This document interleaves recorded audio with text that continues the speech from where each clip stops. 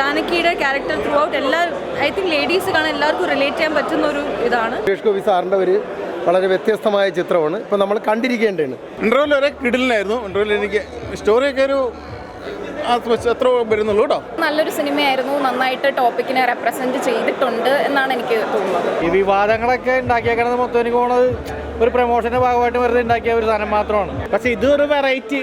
പിന്നെ സുരേഷ് ഗോപിയുടെ തിരിച്ചു കുറവാണല്ലോ. മൂപ്പർ എപ്പോഴും അടിപൊളിയല്ലേ, പക്ഷേ എപ്പോഴും പവർഫുള്ളായിട്ട് നിൽക്കുന്ന ഒരാൾ ഇതിലും പവർഫുള്ളാണ്.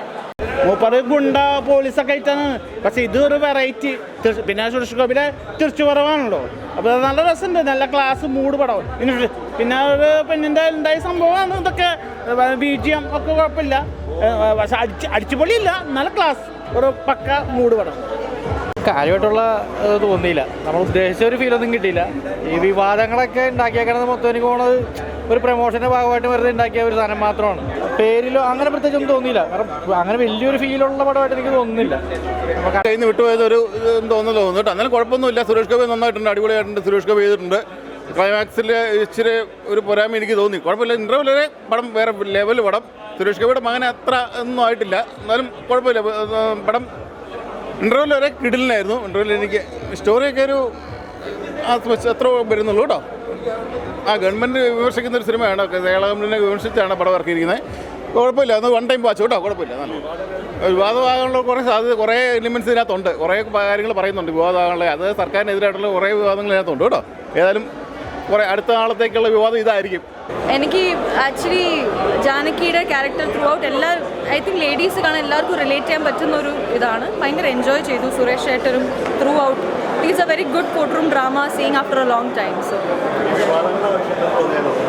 എനിക്ക് പേഴ്സണലി തോന്നുന്നില്ല. അത് പടം കാണുന്നവർക്ക് കണ്ടു കഴിഞ്ഞിട്ട് ഐ തിങ്ക് ഒപ്പീനിയൻ കുറച്ചുകൂടി നല്ല രീതിയിൽ കൊടുക്കാൻ പറ്റുമെന്നാണ് എനിക്ക് തോന്നുന്നത്. പേഴ്സണലി എനിക്ക് തോന്നിയിട്ടില്ല. I really enjoy the movie. സുരേഷേട്ടൻ്റെ ഡയലോഗുണ്ട്, കോടതിയിൽ സത്യമെല്ലാം ജയിക്കുന്നത് തെളിവുകളാണോ? അത് എനിക്കെന്ത് പറയാൻ പറ്റതില്ല.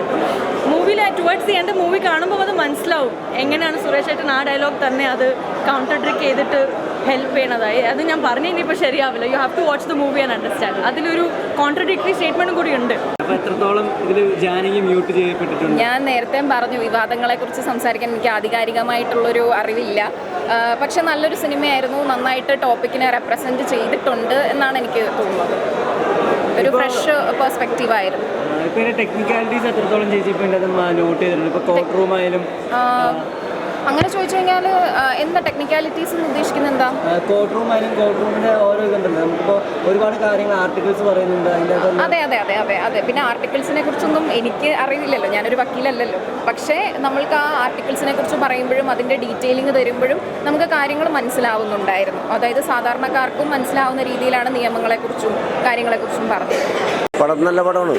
അത്യാവശ്യം ദേവരാജിനേക്കാളും എബോവാണ്. നല്ല ഇതാണ്. സുരേഷ് ഗോപിയൊക്കെ നല്ല രീതിയിൽ എൻ്റെ അഭിനയം കാഴ്ച വെച്ചിട്ടുണ്ട്. വളരെ ഭംഗിയായിട്ട് തന്നെ അഭിനയിച്ചിട്ടുണ്ട്.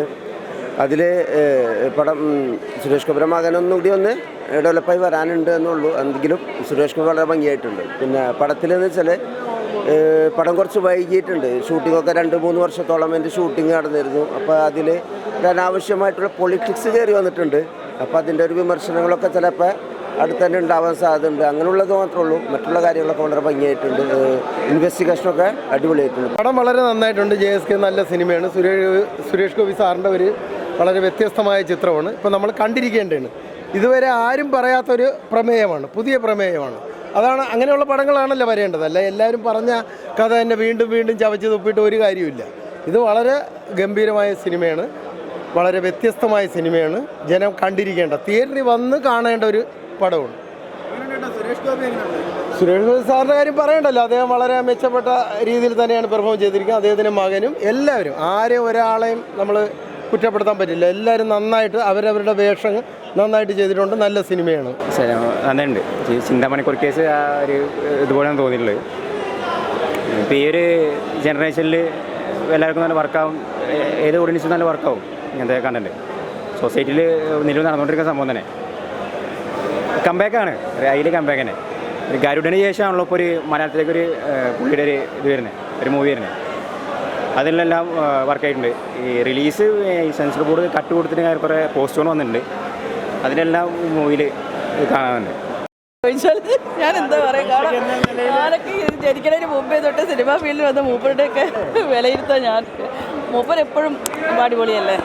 പക്ഷേ എപ്പോഴും പവർഫുള്ളായിട്ട് നിൽക്കുന്ന ഒരാൾ ഇതിലും പവർഫുള്ളാണ്.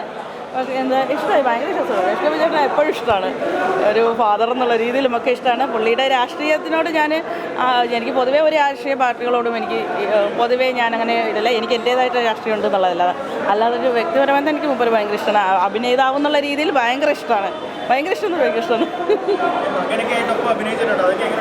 അത് ഗോകുലുമായിട്ടോ? ഞാൻ ഗോകുലുമായിട്ട് അഭിനയിച്ചത് എങ്ങനെ ഉണ്ടായിരുന്നു എന്ന് സായാഹ്ന വാർത്തകളിൽ. ഞാനോ? പുള്ളിയുടേത് എനിക്ക് അത്ര അങ്ങോട്ട് മാധവ് എന്ന് പറയുന്ന നടൻ എനിക്ക് അത്ര ഭയങ്കര ഒരു വലിയൊരു സംഭവമായിട്ട് എനിക്ക് ഫീൽ ചെയ്തില്ല. പക്ഷേ മാധവിൻ്റെ പല ഇൻ്റർവ്യൂസും ഞാൻ കാണാറുണ്ട്. എനിക്കത് ഭയങ്കര ഇഷ്ടമാണ്. മാധവ് പ്രതികരിക്കുന്ന രീതി, സംസാരിക്കുന്ന ഒരു വേ ഓഫ് ടോക്കിംഗ് ഒക്കെ എനിക്ക് ഭയങ്കരമായിട്ട് എപ്പോഴും എനിക്കിഷ്ടമാണ്. മറ്റുള്ളവർ എനിക്ക് കാണാം, പ്രത്യേകിച്ച് ഒരു രാഷ്ട്രീയ പാർട്ടികളോട് എതിർപ്പോ വിജയിച്ചപ്പോൾ അല്ലെങ്കിൽ അനുകൂലിക്കലോ ഇല്ലാത്തതിൻ്റെ പേരിൽ എനിക്കൊരു വ്യക്തി എന്നുള്ള രീതിയിൽ കാണുമ്പോഴത്തേക്കും അവന് എല്ലാത്തിനെ കുറിച്ചിട്ടും ഭയങ്കര ഒരു കാഴ്ചപ്പാടുള്ളൊരു വിഷൻ ഉള്ളതായിട്ട് എനിക്ക്, കാരണം എല്ലാ കാര്യങ്ങളെക്കുറിച്ച് സംസാരിക്കുമ്പോഴും എനിക്ക് തോന്നിയിട്ടുണ്ട്. അപ്പോൾ അങ്ങനെ ഒരു മാധവിനെ ഇൻ്റർവ്യൂസൊക്കെ കണ്ടിട്ട് ഇതിൽ കണ്ടപ്പോഴും അത്രയും കൂടെ എനർജി ലെവൽ കിട്ടിയില്ല എന്ന് എനിക്കൊരു തോന്നി. അത് ഒരു പേഴ്സണലി മാത്രമാണ്, അല്ലാതെ ഇപ്പോൾ നിങ്ങൾ ഇതിനെ വെച്ചിട്ട് എന്നെ വേറെ കയറ്റി മറ്റുള്ളവരെ കൊണ്ട് ചീത്ത വിളി കേൾപ്പിക്കരുത് ദയവ് ചെയ്തിട്ട്. എന്നോട് ചോദിച്ചാൽ ഞാൻ സത്യസന്ധമായിട്ട് ഒരു പ്രേക്ഷകൻ ആണോ? എനിക്ക്